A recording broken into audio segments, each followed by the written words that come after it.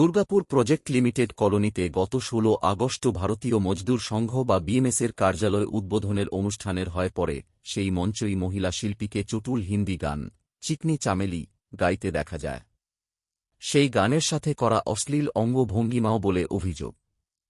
Social মিডিয়ায় সেই গানের ভিডিও ভাইরাল হতেই তীব্র বিতর্ক শুরু হয়েছে শিল্প শহর দুর্গাপুরে। যদিও এই ভিডিওর সত্যতা যাচাই করা হয়নি। স্বাভাবিকভাবেই বিরোধী দলের তরফে এই নিয়ে বিএমএস ও রাজ্যের শাসক দল বিজেপিকে আক্রমণ করা হয়েছে। এই প্রসঙ্গে সিটু নেতা সিদ্ধার্থ বসু বলেন, আরএসএস, বিএমএস এবং বিজেপির এটাই কালচার। এই তিন মিলে অপসংস্কৃতি বাংলা সংস্কৃতির অন্যতম শহর দুর্গাপুরে নিয়ে আসা হচ্ছে। অন্যদিকে উঠে আসা বিতর্কের সাফাই দিতে গিয়ে দুর্গাপুর প্রজেক্ট লিমিটেডের বিএমএসের সাধারণ সম্পাদক নিমাই কর্মকার বলেন, এলাকাবাসীদের অনুরোধেই এই গান শিল্পীকে দিয়ে করানো হয়েছিল। সিপিএম অযথাই এই গান নিয়ে বিতর্ক করছে।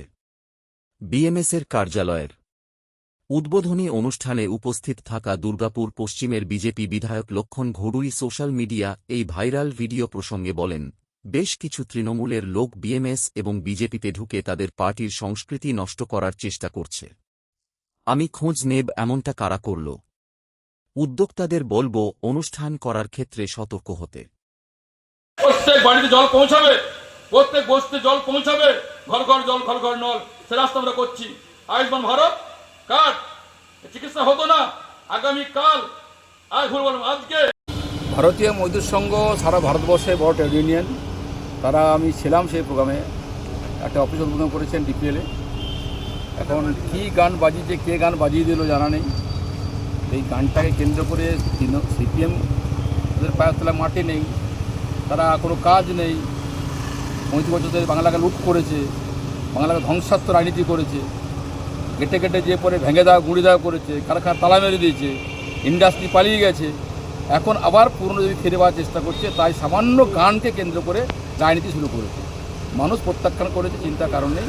যারা যারা গান বাজিয়েছে আমরা খবর নিয়ে দেখবো কোথা থেকে কী হয়েছে না হয়েছে, কিন্তু আমাদের সংস্কৃতি কালচার বাংলার যেটা আছে সেটা আমরা আনার চেষ্টা করছি। এখনও তৃণমূলে কিছু লোক এখনও যে কালচার তাকে ভুলতে পারছে না বলে হয়তো কেউ বদনাম করার জন্য হতে পারে চালিয়ে দেওয়া হয়েছে।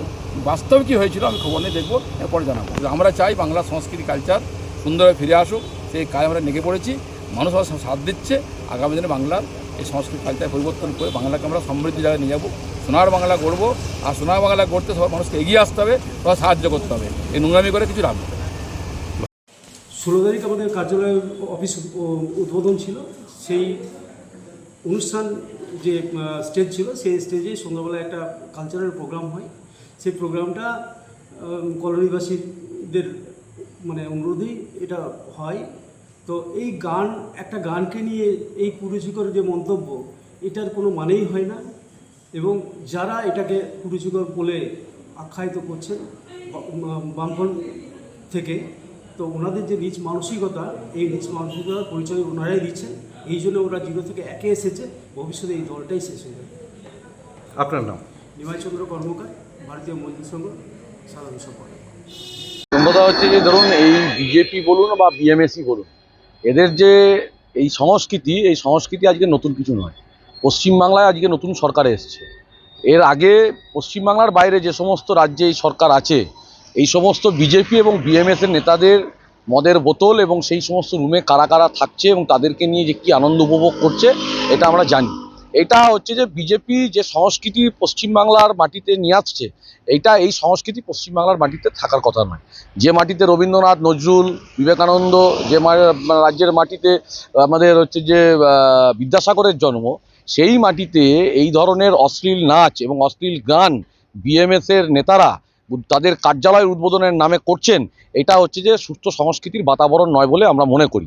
এই অপসংস্কৃতিকে আমদানি করছে কিন্তু বিজেপি। এবং গোটা কয়েকদিন আগেও দুর্গাপুর গভর্নমেন্ট কলেজেও একই ঘটনা আমরা দেখেছি।